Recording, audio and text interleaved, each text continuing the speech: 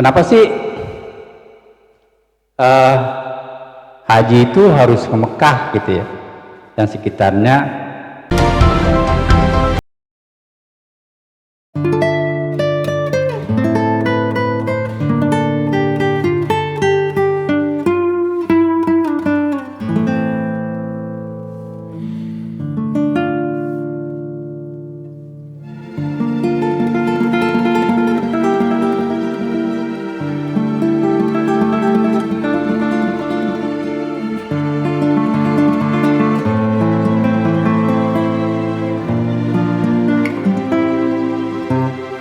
Assalamualaikum warahmatullahi wabarakatuh. Warahmatullahi wabarakatuh. Bismillahirrahmanirrahim. Alhamdulillahirabbil alamin. Wassalatu wassalamu ala Muhammadin wa alihi washabihi ajmain. Wa ba'du. A'udzubillahi minasyaitonir rajim. Ihdinas siratal mustaqim. Shadaqallahul azim. Jamaah saum cerdas yang berbahagia, yang pertama tentunya kita panjatkan puji dan syukur kehadirat Allah Subhanahu wa taala. Hari ini kita masih bisa menyikapi sebuah kondisi dalam rangka memenuhi sebuah panggilan, yaitu bagaimana kita itu berjalan sesuai dengan petunjuk Allah. Apa yang firman Allah saya bacakan tadi, ihdinas siratal mustaqim, merupakan sebuah fenomena utuh bahwa manusia itu perlu jalan yang benar sebagai way of life dari kehidupan umat manusia. Jamaah yang berbahagia, pada kesempatan hari ini kita membuka lagi sebuah pertanyaan-pertanyaan yang berkenaan dengan masalah ibadah, ritual dan sebagainya. Mudah-mudahan pertanyaan-pertanyaan itu akan memberikan satu dampak dari kehidupan kita. Silakan para jamaah yang ingin bertanya. Assalamualaikum warahmatullahi wabarakatuh. Saya Iqbal Paji. Ada dua pertanyaan yang ingin saya sampaikan berkaitan dengan ibadah haji. Yang pertama, kita semua umat Islam sangat paham kalau ibadah haji itu pasti harus ke Mekah dan ke Ka'bah. Yang jadi pertanyaan saya, secara filosofi, apa makna dari itu semua? Mengapa kok berangkat haji tidak ke tempat lain, ke Mesir, ke Amerika, bahkan di Indonesia sendiri? Itu yang pertama. Yang kedua, setiap orang yang beribadah haji, pada saat walimatus syafar, mereka akan berangkat ke haji, selalu kepada jamaah yang hadir pada saat itu, si calon jemaah haji selalu memohon doa kepada yang hadir agar menjadi haji mabrur.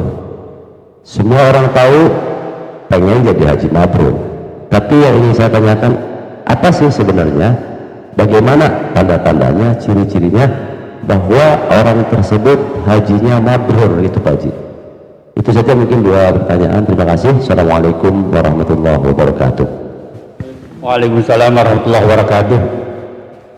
Pertanyaan dari Kang Iqbal yang cukup fundamental.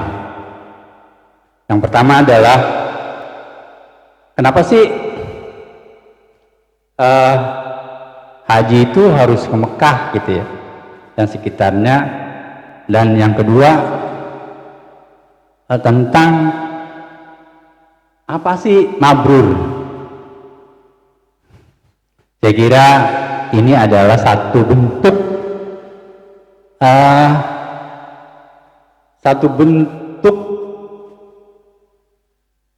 kemufakatan dalam diri, bukan kemufakatan dunia. Jadi kemufakatan dalam diri bahwa haji itu adalah sebuah kebutuhan yang merupakan petunjuk Allah. Jamaah yang berbahagia, berhaji atau pergi haji itu kita menuju Ka'bah.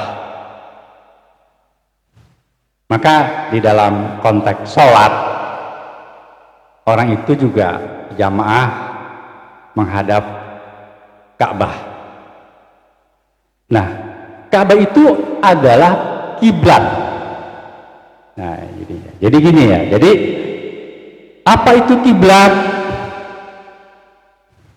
Kenapa orang berhaji itu atau orang sholat itu menghadapkan ke sana? Kiblat itu asal kata qobalah, qobliyah. Jadi qobliyah itu adalah latar belakang.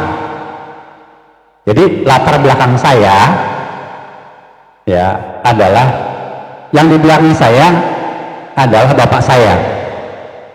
Yang di belakang bapak saya adalah kakek saya dan seterusnya. Kenapa orang haji dan orang sholat itu harus punya latar belakang seperti apa yang dicantumkan Allah di dalam Al-Quran, yaitu berkiblat ke Masjidil Haram? Kenapa? Ternyata persoalan latar belakang manusia itu suka terkecoh oleh latar belakangnya. Latar belakang manusia itu sendiri itu adalah keturunan. Ya, di sini kita dihadapkan pada sebuah kenyataan. Anggapan-anggapan bahwa keturunan itu memberikan sebuah kemuliaan itu tidak benar. Nah, ya. Jadi kiblat atau keturunan kita ya, sebagai orang Islam itu harus mengacu kepada keterangan Allah dalam konteks haji. Betapa kita suka miris. Saya keturunan Fir'aun loh, gitu. Ya gitu loh. Saya juriatnya Pangeran Jayakarta loh. Iya. Saya keturunan kerajaan loh. Begitu. Ya. Saya ini keturunan biar begini saya harus panggil Raden loh. Ya. Ini namanya latar belakang kita. Apakah latar belakang kita itu sendiri membawa pengaruh atau tidak, itu sangat ditentukan bukan dengan keturunan kita. Sebab Allah mengatakan inna akramakum indallahi atqakum. Banyak orang yang GR gitu. Saya dilihat si Allah loh. Kadang-kadang yang kadang-kadang dia menyebut juriat, dia seorang orang seolah-olah dia mempunyai kelas di dalam kehidupan manusia. Dalam pandangan Allah, Maliki Yaumiddin itu dikenakan bagi siapa saja. Tidak ada keistimewaan. Pada semua zuriat tidak ada keistimewaan. Istimewanya adalah bagaimana dia melakukan amal soleh dan nahi munkar. Pada penjelasan YouTube saya yang lalu, bila kita menganggap bahwa zuriat kita adalah istimewa, maka dia termasuk jin pada surat An-Nas, yaitu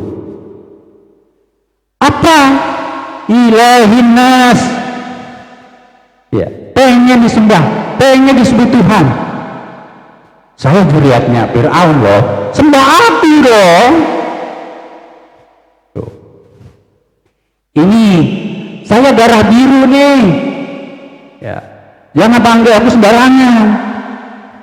Dalam agama tidak ada urusannya.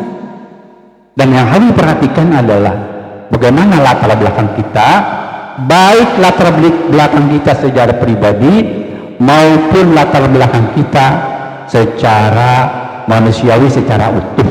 Artinya bahwa manusia itu tidak usah mencari-cari asal-usul sebuah kondisi manusia yang kadang-kadang kita kebablasan, sebagaimana yang ilmuwan-ilmuwan katakan bahwa manusia itu sendiri adalah dari keturunan monyet dengan teori Darwin, walaupun sekarang tidak usang. Tidak begitu. Jadi ketika kita itu beragama Islam, tahu persis bahwa latar belakang kita itu ditunjukkan oleh Allah melalui tatanan Al-Quran. Tuh, ya. Jadi kenapa di Mekah? Nah, jadi ikuti. Apa sebetulnya? Ada apa di Mekah dan sebagainya. Nah, kita akan melompat dulu, ya.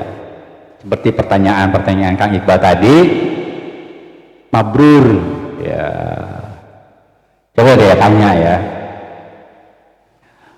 Ketika orang mau pergi haji, doain saya ya, supaya saya jadi haji mabrur. Nah, kalau kita tidak tahu